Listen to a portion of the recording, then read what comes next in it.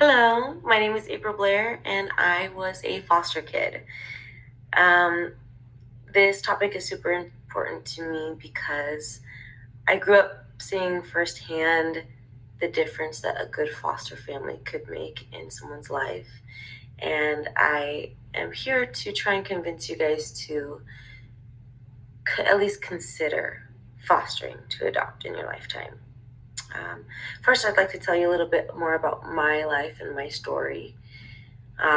My parents were in their 50s when they decided to go back into foster care and adopt my younger sister, myself, and my older sister. Um, they had already had two kids prior to us and decided that once those two kids grew up and my brother and sister had started families of their own, that going into foster care was something that they would do again. Um, Even after long, we were adopted and secure in feeling our new family. My parents continued to foster, and this was a very beautiful thing for me to experience. We had babies, we had toddlers, we had children, we had teens in and out of our house always. And seeing the impact firsthand um, from not only my life, but the kids that entered our house was just truly remarkable. I think that there are a lot of misconceptions and intimidations and fears that people have that come from thinking about fostering or adopting children. And I'm here, hopefully, to try and squash some of those misconceptions. The first misconception that I hear a lot is that it's expensive to foster to adopt. When realistically, in the state of California, it costs about $0 to $400 from the beginning to end of the fostering to adopt process. In New York, our most expensive city in the United States, it actually only costs about $1,124 to start that and end that process from fostering to adoption. The second misconception that I hear a lot is that people feel a sense of permanence that goes along with those words of fostering, right?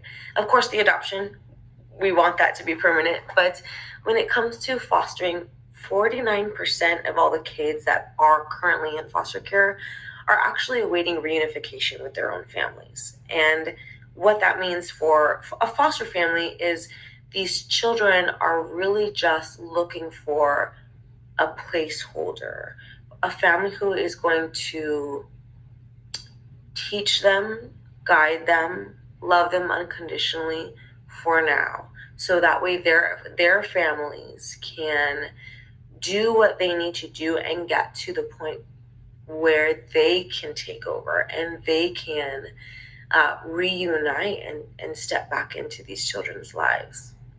Um, the third misconception that I hear a lot is that people think their family has to look perfect in order to even be considered to be a good foster family or be a good fit for adoption.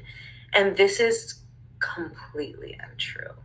Um, there really is no qualification that you have to meet besides basic safety knowledge and ongoing training. But you can be single, you can have a single parent income, you do not have to own your home, you can rent your home, you can rent an apartment.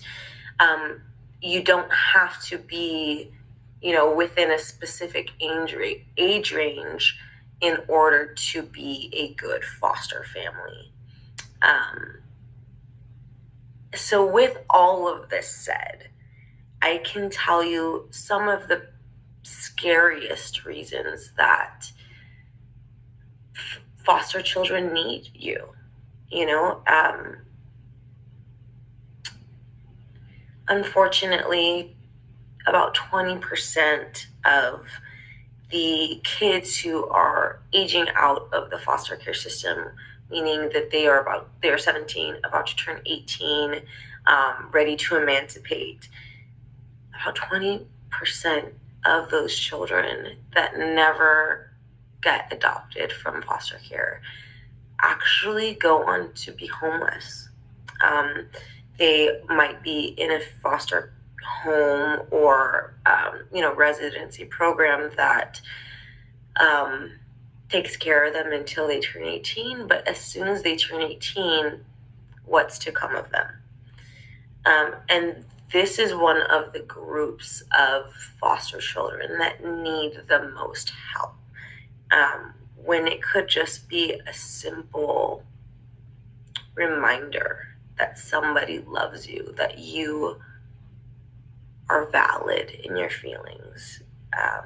Think about the struggles and the mental conflicts that you've gone through in your own life at 17 and 18 years old. And then add these layers of